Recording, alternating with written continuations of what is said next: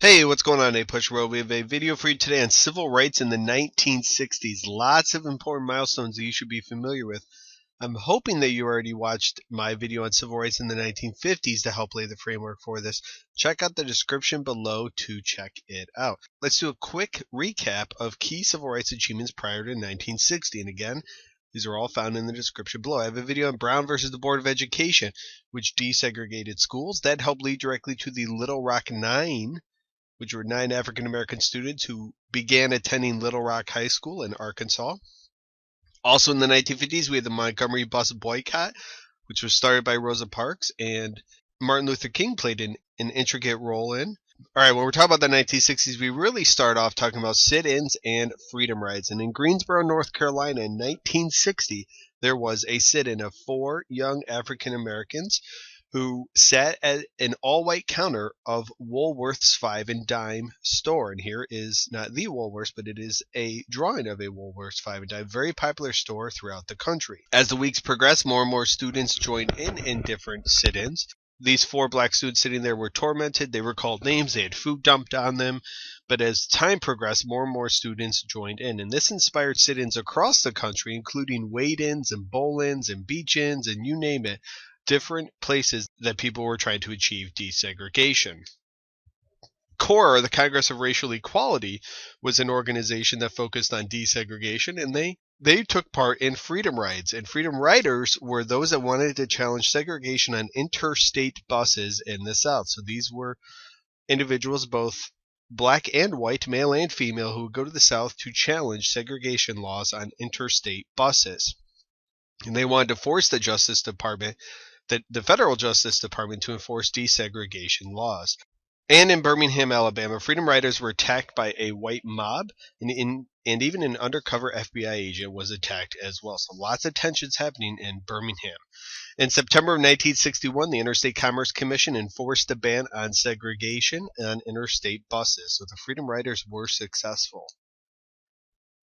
Okay, we're going to focus on Ole Miss. James Meredith, he was a 28-year-old black Air Force veteran who registered at the University of Mississippi. He wanted to attend college there. 500 federal marshals were attacked by a mob when Meredith tried to enroll, and these were federal marshals, meaning the national government. JFK, President Kennedy, ordered 30,000 troops to help restore order in the South. Martin Luther King focused on Birmingham, which was known as Bombingham during that time because there was so much tension and so much violence. And he and others were arrested for protesting. They broke a law on when they could protest. Martin Luther King writes his famous letter from a Birmingham jail while he is behind bars. And he drew on Henry David Thoreau and Mohandas Gandhi's ideas of civil disobedience. This is one of the most influential and powerful pieces of writing of the 20th century. And a very famous quote from his letter, it said, "An individual who breaks a law that conscience tells him is unjust and who willingly accepts the penalty of imprisonment in order to arouse the conscience of the community over its injustice is in reality expressing the highest respect for law." So if you're going to break a law that you feel is unjust and you're willing to face the consequences for it, that is the highest respect for law, Martin Luther King said. Eugene Bull Connor worked for the city, and he became famous for using fire hoses and dogs to break up protests. And oftentimes these were on African-American children and younger people who were sitting and just protesting, and they had fire hoses turned on. Americans all throughout the country saw this on their TVs, and they were horrified with the treatment of these protesters. And again, the TV helped spread awareness of these atrocities. All right, let's jump on over to Alabama. Governor George Wallace, who will eventually run for president, he vowed to avoid desegregation at the University of Alabama. And he gave a speech prior to allowing 2 black students to register at the University of Alabama. And this event really helped Kennedy realize that he could no longer negotiate the issue of civil rights with the South. So this helped him present the civil rights issue as a moral one to the nation.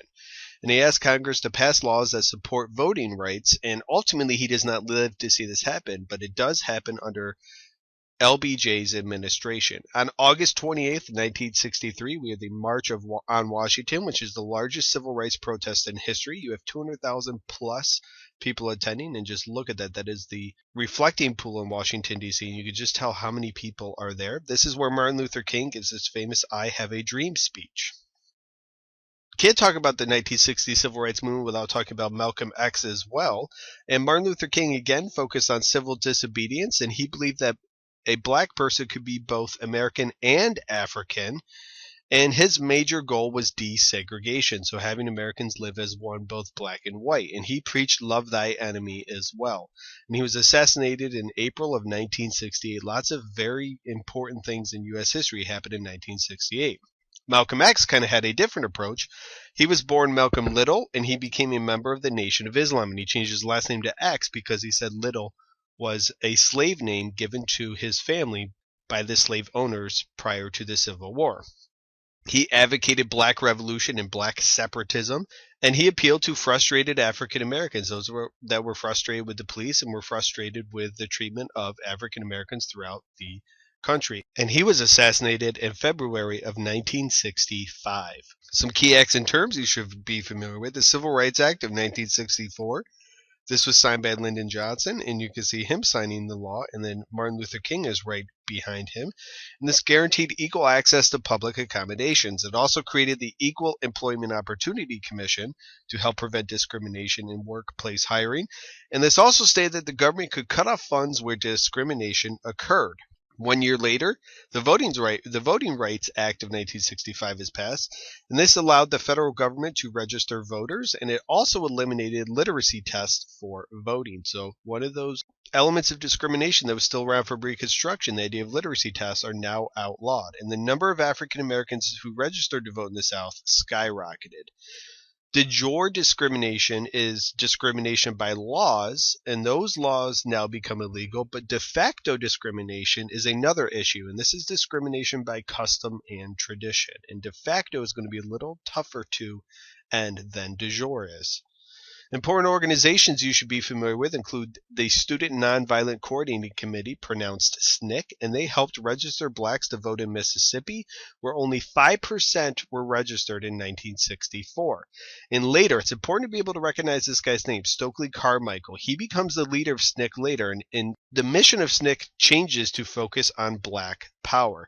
The Black Panthers in 1966 are founded by Huey Newton and Bobby Seale, and they advocated the arming of blacks against white police. So they encouraged African Americans to carry guns and not be afraid to use them against violent police officers.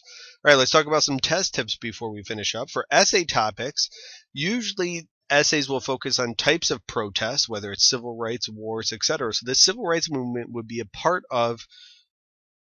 in comparison to other protests during the time, for example, the Vietnam War. And also you could see comparing the 1950s and 1960s civil rights movement with previous time periods. So how does the 1950s and 1960s compare with the 1890s to 1920s, for example? Tips for multiple choice questions: absolutely positively know that King was influenced by Thoreau and Gandhi, and be able to identify SNCC and Stokely Carmichael as well. And best of luck on any and all tests you will take this year, especially the one in May. All right, thank you guys very much for watching. I hope I was able to clarify civil rights in the 1960s for you. If you have not already, please take a moment and subscribe to my channel and help me spread the word as well. If you have any questions or comments, feel free to leave them in the section below. Thank you very much for watching, and have a good day, guys.